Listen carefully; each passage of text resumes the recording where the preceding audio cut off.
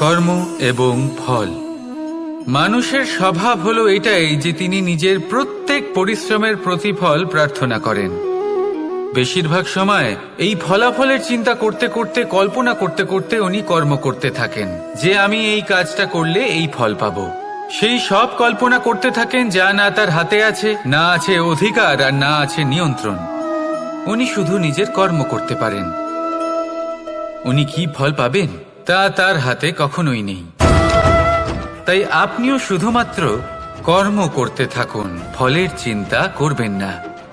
মনে রাখবেন, শিকড় এবং শাখা যেভাবে একে অপরের সাথে জড়িয়ে, সেইভাবেই একে অপরের সাথে জড়িয়ে কর্ম এবং ফল।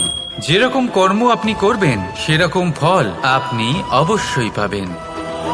তাই এই ফলের আশায় কর্মের সময় কখনোই নষ্ট করবেন না, কারণ যে ব্যক্তি সময় নষ্ট করেন, সময় সেই ব্যক্তিকে অবশ্যই নষ্ট করে দেয়। কর্ম করুন নিঃস্বার্থভাবে, ফলের চিন্তা করবেন না, আর আমার সাথে ভালোবেসে বলুন রাধা রাধা। কাল, আজ এবং কাল। আমাদের সমগ্র জীবন এই তিনটির আশেপাশেই ঘুরতে থাকে। আমরা সবসময় বিগত সময়ের বিষয়ে ভাবতে থাকি। অতীতে যদি আমাদের দ্বারা কোনো ভুল হয়, সেই বিষয়ে ভেবে ভেবে আমরা সবসময় অনুতাপ করতে থাকি। এটা উচিত নয়। দেখুন, অতীতের থেকে শিক্ষা লাভ করা অত্যন্ত আবশ্যক, কিন্তু সেই ভুল যাতে আবার না হয় সেই কাজটা কিন্তু আপনাকে বর্তমানেই করতে হবে, তাই না? দ্বিতীয় কথা, আমরা সবসময় ভাবি আগামী দিনের বিষয়ে, ভবিষ্যতের বিষয়ে। আমরা ভাবি যে কাল করে নেব, আজ এই কাজ করতে পারছি না, কোনো ব্যাপার নয়, কাল করে নেব। আজ কাজটা শুরু করতেই পারলাম না, কোনো ব্যাপার নয়, কাল করে নেব। আজকের দিনটাই ভালো ছিল না, কোনো ব্যাপার নয়, সেটা কাল করে নেব। ব্যাপারটা বুঝুন, আপনি নিজের সময় নষ্ট করছেন। দেখুন, এই যে কাল, তা কখনোই আপনার হাতে আসবে না। তাই যে কাজ করতে চান সেটা আজকেই করুন, অন্তত শুরুটা করুন। কারণ এই আগামী সময় তা সবসময় আপনার থেকে এক কদম আগে থাকবে, একদিন এগিয়ে থাকবে। জানেন কেন? কারণ এই কাল আপনার জন্য অপেক্ষা করবে না, সেই জন্য আপনিও এর জন্য অপেক্ষা করবেন না। যা করার তা আজকেই শুরু করুন। কারণ যে বর্তমানে নিজের ভিত স্থাপন করেন না, ভবিষ্যৎকালে তার সুন্দর শক্তিশালী ভবন কখনো নির্মাণই হয় না। আসুন আর আমার সাথে ভালোবেসে বলুন রাধা রাধা। ধৈর্য।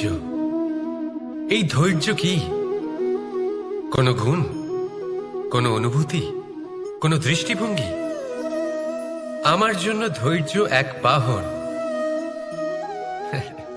আপনি হয়তো ভাবছেন, এই কেমন বাহন? বাহন তো ঘোড়া হতে পারে, হাতি হতে পারে, উটও হতে পারে, কিন্তু ধৈর্যকে বাহন বানানো মানে? চলুন আপনাকে একটা কথা বোঝাই। পৃথিবীতে এমন কোনো বাহন নেই যে তার আরোহীকে আছড়ে ফেলেনি। সেটা উট হোক বা হাতি হোক বা ঘোড়া হোক, চলতে চলতে কখনো নড়বড় করেই বসে। তারপর সেই আরোহী পড়ে কারোর পায়, তারপর পড়ে তার নিজের নজরে। কিন্তু ধৈর্যরূপী বাহন কখনো কাউকে ফেলে না, কখনো না। না সেই আরোহী কারোর পায়ে পড়ে, আর না তো নিজের নজরে। কারণ ধৈর্য আপনাকে বিবেক প্রদান করে, বিবেক আপনাকে পরিকল্পনায় সাহায্য করে, আর পরিকল্পনা প্রদান করে আপনাকে শক্তি, আপনার লক্ষ্যের দিকে অগ্রসর হওয়ার। বুঝলেন? ধৈর্যকে সঙ্গে রাখুন, নিজেকে আরো ধৈর্যশীল করে তুলুন। এই ধৈর্যের সাহায্যে আরোহণ করে দেখুন কিভাবে এই বাহন আপনাকে আপনার গন্তব্যে পৌঁছে দেবে। রাধা রাধা। কথায় বলা হয়, জীবনে ভালোবাসাই হলো সুখের মূল। এটা সত্য। এবার প্রশ্ন হলো এটাই যে এই ভালোবাসা কার সাথে করা উচিত? যদি আপনি কিছুক্ষণের জন্য সুখ পেতে চান, তাহলে ভালোবাসুন নিজের রুচি মতো। যদি আপনি কিছুদিনের জন্য সুখ পেতে চান, ভালোবাসুন নিজের বন্ধুদের।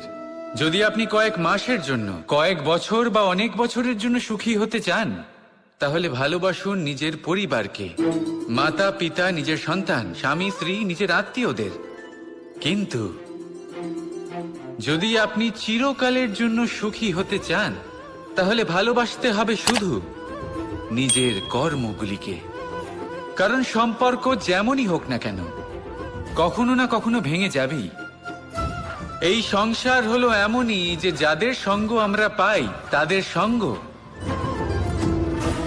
একদিন ত্যাগ করতে হয়। শুধু কর্মই হলো এমন এক সঙ্গ যা কখনো আপনাকে ত্যাগ করবে না। আপনার মৃত্যুর পরেও এই কর্ম আপনাকে বাঁচিয়ে রাখবে। তাই সবসময় মনে রাখবেন, এই কর্ম ধর্ম মনে করে পালন করা উচিত। জীবনের শেষ মুহূর্ত পর্যন্ত কর্মকে ভালোবাসুন, জীবনের শেষ মুহূর্ত পর্যন্ত সুখে থাকবেন। আর আমি তো সবসময় বলি, শুধু কর্ম করতে থাকো, ফলের চিন্তা করো না। তাহলে আসুন আর আমার সাথে ভালোবেসে বলুন, রাধা রাধা। আমি অনেক মানুষকে এটা বলতে শুনেছি যে মানুষ মানেই ভুলের বাক্স, মানুষ নাকি ভুলে ভর্তি পুতুল। আর এটাই সত্যি। দেখুন, ভুল কার দ্বারা হয় না, প্রত্যেকের দ্বারা হয়। আর একটা নয়, অনেক ভুল হয়। কিন্তু মনে রাখবেন, তাদের বস্ত্রতেই কাদা লাগে যারা কাদা পরিষ্কার করার প্রচেষ্টা করেন। তাহলে যেখানে চেষ্টা আছে সেখানে ভুল তো হবেই। এবারে যদি আপনি কোনো নতুন সংকল্প করতে যান, কোনো বড় কাজ করতে যান, আর আপনার দ্বারা কোনো ভুল হয়ে যায়, তাহলে কোনো ব্যাপার নয়, তার জন্য পস্তাবেন না। নিজের ভুলটাকে চিনুন, তাকে বুঝুন, তাকে শুধরাবার চেষ্টা করুন। আর সব থেকে জরুরি কথা, নিজের ভুল থেকে শিখুন। তাদের হাত থেকেই রক্তপাত হয় যারা কাঁটার মধ্যে লুকোনো ফুলকে খোঁজার চেষ্টা করে। তাই মনে রাখবেন, যে জীবনে কোনো ভুল করেনি সে জীবনে নতুন কিছু করার কোনো চেষ্টাও করেনি। এই ভুল আপনার সব থেকে বড় শিক্ষক। তাই সেটাতে দুঃখী হবেন না, তার জন্য পস্তাবেন না। এই ভুলকে সম্ভ্রম করতে শিখুন। তারপর দেখবেন আপনি নিজেকে জীবনে আরো শিখরে নিয়ে যাবেন।